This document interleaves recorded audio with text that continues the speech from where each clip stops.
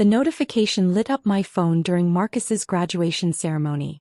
I was sitting in the third row watching my son walk across the stage to receive his engineering degree with honors.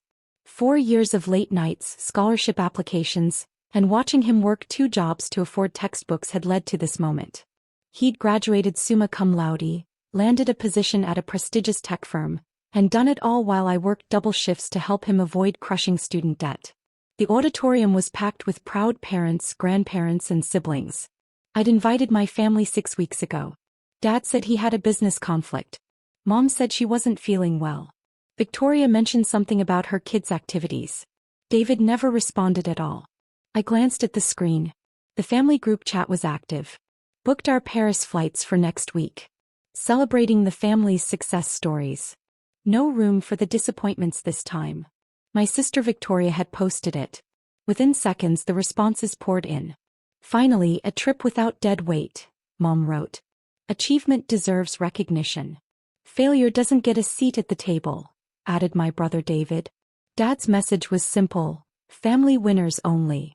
I stared at the screen. Marcus was shaking hands with the dean, his smile visible even from where I sat. The dean was saying something to him, probably congratulating him on his thesis.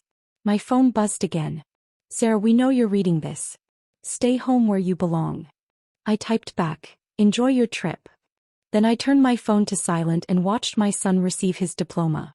The ceremony ended an hour later. Marcus found me in the crowd, his graduation cap tilted sideways, his face flushed with excitement.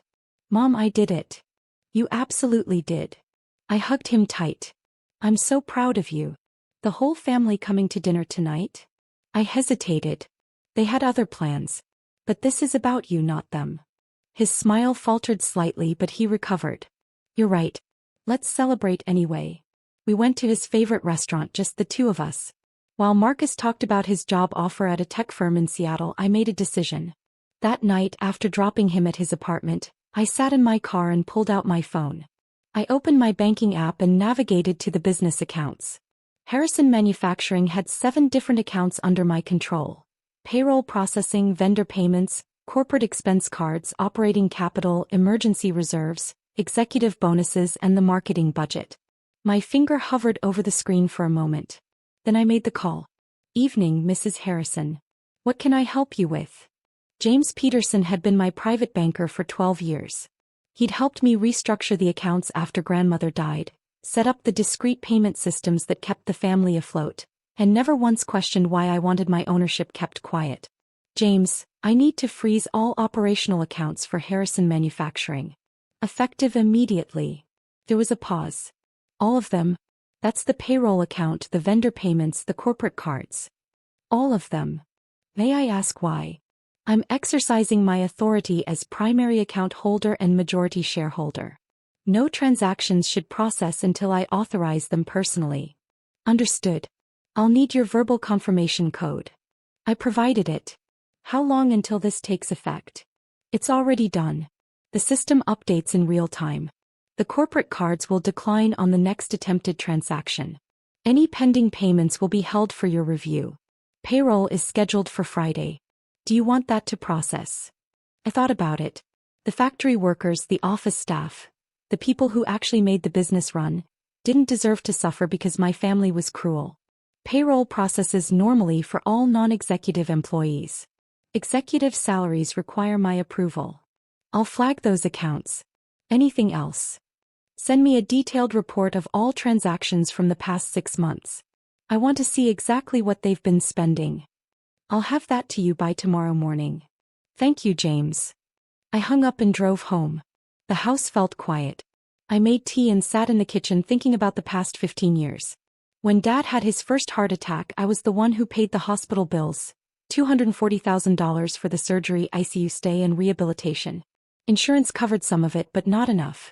When the manufacturing plant nearly went under during the recession, I liquidated my investments to keep it afloat, $800,000 to cover payroll for 6 months while orders dried up. When Mom needed her hip replacement, when Victoria's husband left her with 3 kids and no savings, when David's restaurant failed, I covered it all. Victoria's divorce legal fees, $65,000. Her mortgage payments while she got back on her feet, 3 years at $4,000 per month. David's failed restaurant debts. $190,000. Mom's medical procedures over the years. Another $300,000 easily. They never asked where the money came from. They assumed Dad had it handled or that the business was doing better than it was. I never corrected them. I just kept the accounts current, kept the paychecks flowing, kept the lights on. The truth was simpler than they realized. When grandmother died, she left everything to me. Not the house or the jewelry, those went to Mom. She left me her shares in Harrison Manufacturing. 68% of the company that bore our family name. Grandmother had watched me carefully over the years. How I handled money, how I worked, how I treated people. She saw something in me that the rest of the family missed. The week before she died, she called me to her bedside. They take you for granted, she said. They always have. But you're the only one who understands what it means to build something. I'm giving you the power to protect yourself. Use it wisely. I never told anyone. I signed the documents, filed the paperwork, and quietly became the majority owner of the business that employed my father, brother, and sister. I became the person who controlled the bank accounts they all drew from. And I never said a word. My phone started buzzing 3 days later. I was at work when Victoria's name appeared on the screen. I let it go to voicemail. She called again. And again. By lunchtime I had 12 missed calls. I listened to the first voicemail during my break. Sarah, my card isn't working. I'm at a store in Paris and it's humiliating. Call me back. The second voicemail was from David. Hey, something's wrong with my corporate card. I tried to pay for dinner and it declined. Can you check with Dad about the accounts? Dad's voicemail was more direct. Sarah, there's a problem with the business accounts. Everything's frozen. I need you to call the bank and sort this out. You still have that contact there, right? I deleted the messages and went back to work. That evening my phone rang constantly. I turned it off and took a bath. When I turned it back on at 10 o'clock, I had 43 missed calls and 27 text messages. I read through them slowly. Victoria, this isn't funny. I'm stuck in Paris with no money. David, our hotel is threatening to kick us out. What's happening? Mom, Sarah, answer your phone. This is a family emergency. Dad, I spoke to the bank. They said you froze the accounts. Call me immediately. I set the phone down and made myself dinner. The calls continued all week. I went to work, came home and lived my life. Marcus called to tell me about his first week at the new job. I congratulated him and asked about his apartment search in Seattle. Mom, are you okay? You sound different. I'm fine, sweetheart. Just tired. The family still giving you trouble? Nothing I can't handle. On day 9, Dad showed up at my house. I opened the door to find him standing on the porch, his face red, his hands shaking. We need to talk. Come in. He followed me to the living room but didn't sit down. What the hell are you doing? Do you have any idea what you've put us through?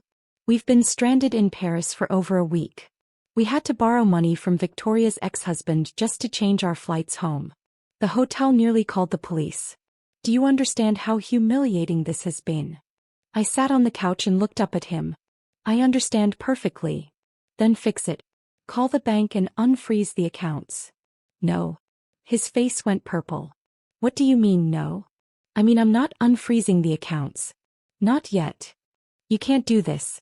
That's company money. That's our money. Actually, it's my money. The accounts are in my name. The business is in my name. It has been for 15 years. He stared at me. What are you talking about? Grandmother's will. She left me her shares, 68% of Harrison Manufacturing. I've been the majority owner since 2010. I've been funding the accounts, covering the payroll, paying the bills. Every dollar you've spent for the past 15 years came from me. Dad sat down heavily in the chair across from me. That's not possible. Check the corporate filings. Check the bank records. My name is on everything. But I run the company. I'm the president. You're an employee. I'm the owner. His mouth opened and closed. No sound came out. I paid for Mom's surgery. I saved the plant during the recession. I covered Victoria's divorce costs. I bailed out David's restaurant before it went completely under. I've been holding this family together financially while you all treated me like I was nothing. We didn't know. You didn't ask. You just assumed I was the failure. The disappointment. The one with nothing to contribute. Dad's hands were shaking. What do you want? I want you to leave my house. Sarah. Get out. He stood slowly, his face pale. We can fix this. We can apologize. Just unfreeze the accounts and we'll make this right. The accounts will remain frozen until I decide otherwise. Every transaction, every payment, every corporate card swipe. It all requires my personal approval now. You want to take a salary? Ask me. You want to pay a vendor? Ask me. You want to buy lunch? Ask me. You can't run a business like that. It's my business. I'll run it however I want. He walked to the door and stopped. The family excluded me from celebrating my son's graduation. The family called me a disappointment. The family made it very clear I wasn't welcome at the table. So now the family can learn what it's like when the disappointment stops paying the bills. Dad left without another word. The next day, I received a call from the company's lawyer, Thomas Chin. We'd worked together on various filings over the years. Mrs. Harrison, your father is requesting an emergency board meeting to discuss the frozen accounts. Tell him there is no board. I'm the majority shareholder. I make the decisions. He's threatening legal action. On what grounds? I own the company. I control the accounts. Everything is legal and documented. If he wants to sue me, he's welcome to try. But he should know that the moment he does, I'll dissolve the company entirely and sell the assets. There was a long silence. I'll convey that message. Thank you, Thomas. Victoria showed up at my office 2 days later. Security called to ask if I wanted to see her. I almost said no, but curiosity got the better of me. She looked terrible. Her hair was unwashed, her clothes wrinkled. She sat across from my desk and didn't speak for a full minute. I'm sorry. I waited. We were awful to you. The things we said about Marcus's graduation. The Paris trip. All of it. We were horrible and I'm sorry. Okay. That's it? Just okay. What do you want me to say, Victoria? I want you to unfreeze the accounts. I want things to go back to normal. Normal was you treating me like garbage while I paid your bills. I don't want normal anymore. He started crying. I have 3 kids. I can't afford. You'll receive your salary. I'm not cutting anyone off completely. But the corporate cards are gone. The expense accounts are gone. The unlimited access to company funds is gone. You want something, you submit a request like any other employee. This is cruel. I laughed. It surprised both of us. Cruel is excluding your sister from a family celebration because her son isn't good enough for you. Cruel is calling someone a disappointment on the day they're watching their child graduate with honors. You want to see cruel? I can show you what that looks like. Victoria stood up. You've changed. No, I've just stopped pretending you're better than me. She left crying. Over the next month, I restructured everything. I hired a new management team. I set up proper oversight for the accounts. I established salaries and budgets for Dad, David, and Victoria. They were generous salaries, far more than they deserved, but they were fixed. No more unlimited access. No more corporate cards for personal expenses. No more treating the company like a piggy bank. Marcus called me from Seattle. Mom, I heard what happened. Dad called me. What did he say? That you went crazy and froze all the family money. But I did some research. Grandmother left you the business, didn't she? She did. And you've been funding everything all these years. I have. Why didn't you tell anyone? I thought about it. Because I thought it was easier. I thought keeping the peace was worth more than getting credit. I was wrong. I'm proud of you, Mom. Thank you, sweetheart. Are you going to forgive them? Eventually. But not yet.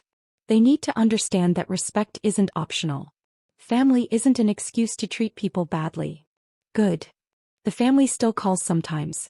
Mom leaves voicemails asking when things will go back to normal. Dad sends emails about business decisions that need approval. Victoria texts about the kids and how hard everything is. I respond when I feel like it. I approve what makes sense. I've started saying no. Last week I booked a trip to Italy. Just me. 2 weeks in Tuscany, staying at small hotels, eating at local restaurants, seeing the art I've always wanted to see. I posted a picture from the plane. Celebrating life. No room for people who made me feel small. The family group chat was very quiet after that. I'm okay with quiet.